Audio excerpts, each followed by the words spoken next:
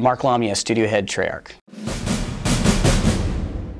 I think you follow up Call of Duty Black Ops by, we followed up by wanting to surprise and innovate in pretty much every area of the game. Whether that's the campaign, the multiplayer, or the zombies, the team had some really ambitious goals. You know, a team that I'm very proud of wanting to take on the challenge of not just iterating on what we created with Black Ops, but really coming up with some great new innovative gameplay on every front, and they're pushing it on every front. From the very beginning, going to the near future was on the table for us. We really wanted to do something fresh and exciting and new, and create just this epic fiction. You know, Black Ops doesn't talk about a time frame. Black Ops is about what you're doing. It's about being in Black Ops and these deniable operations, and I think sort of the dark mystery that we presented in Black Ops, that comes through, and thematically, the characters, the story, and the setting. It's more about that than any particular time frame. So in order to tell our fiction, we wanted to, one of the main goals was we wanted to present the most compelling villain we have ever done in Call of Duty.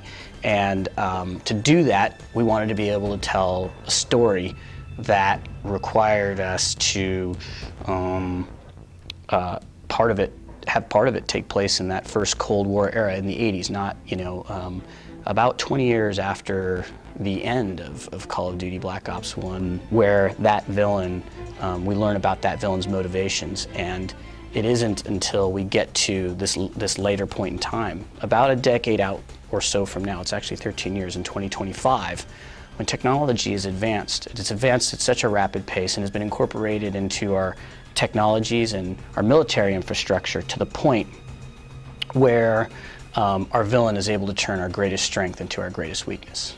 There are so many new ways to play Call of Duty Black Ops 2. The weaponry and the advancements in technology over the next decade play really well in a game space.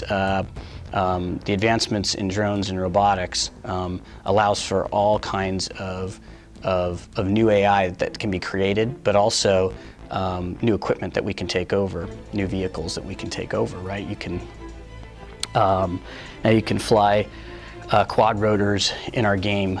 You can, you know, drive drones. You can control drones on the battlefield, as soldiers will do a decade out. You'll have that ability to do that, which is a totally new gameplay dimension that'll be added. So we're really excited about that.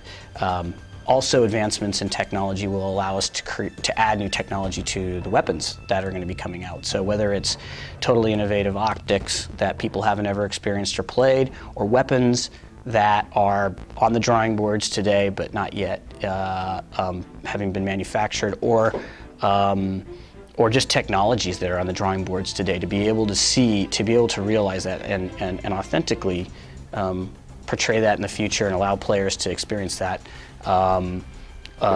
will be totally a new experience for Call of Duty players, and something that, you know, is at the heart of what we wanted to do. Black Ops was, you know, we're very grateful for all the fan support we've had with Black Ops, and what we really wanted to do in Black Ops 2 is give them a lot of great new experiences. In games that we've created in the past, I think it's fair to say that our villains have been fairly two-dimensional in nature. You're the good guy, they're the bad guy. You're going out to stop the bad guy. We absolutely wanted to take on a completely different challenge with the narrative and fiction for this game. And with this game, what we wanted to do was create a three-dimensional villain. And in order to do that, we have to be able to understand the motivations for that villain, which means that we're going to be giving that villain some screen time, so to speak. You're going to be experiencing that villain throughout this time period, these time periods in the past and in the future, and really understand those motivations. And